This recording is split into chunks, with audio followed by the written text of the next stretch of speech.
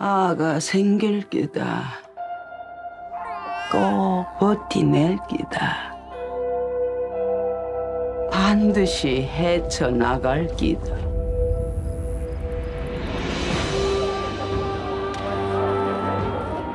To have this on behalf of Pachinko, I'm so honored by all this beautiful place and beautiful people. You can give them an opportunity to find their identity by watching the Pachinko, because for me, I could rethink about myself more deeply when I was doing the performance. If you had told me 5 years ago that I would be standing here accepting an award for an all-Korean Japanese language show, I wouldn't have believed it. So it's an incredible honor. It's based on this gorgeous book, and it felt like a story that had to have been told about a Korean family that moves to Japan. And yet, my family didn't move to Japan, they're from Korea, but I still recognize so many of the universal themes, and especially as a Korean American and an immigrant child myself. This was my grandmother, this was my mother, this was my grandparent. You know, you just felt like you knew them at the core. And what I love about it, it is Korean, but it's universal as well. And so it felt like this amazing opportunity to do a really, truly global show. The challenges of doing a show in 3 different countries with 3 different languages with a cast of 680 people, 92% of them that didn't speak English. It really was through the blood, sweat, and tears of some people who believed in it. I think it's just incredible to be a kid maybe, and you see that on stage and you see that on screen, and suddenly it normalizes representation. So to me, it's Pachinko, it's all of the impact and cultural impact that these stories have woven for us, and being able to celebrate them is an immense honor.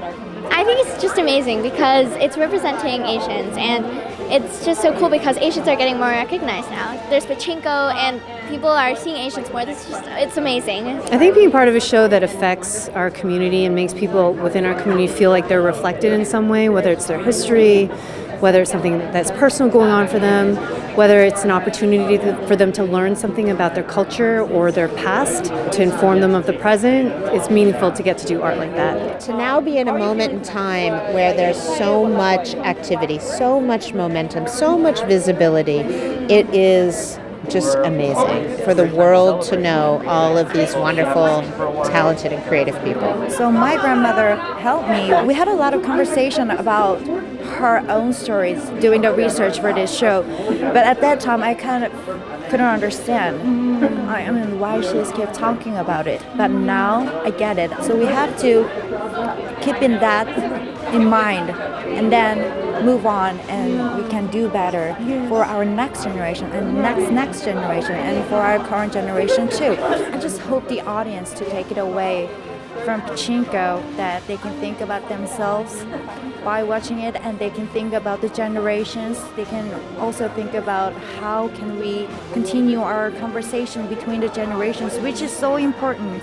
Through making this, I got to ask my mom so many questions. When you learn about the story of white rice, you know, you just all of a sudden feel really humble.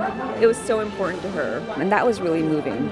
This is the first show where she was like, what are you filming today? Like, which actors are performing? Is Lee Min-ho really in your show? I think what it did is it gave us a different language. I think a lot of Asians, we just don't talk about it because there's a lot of trauma there. And it's amazing how something like entertainment can break open those doors. It allows that conversation to happen.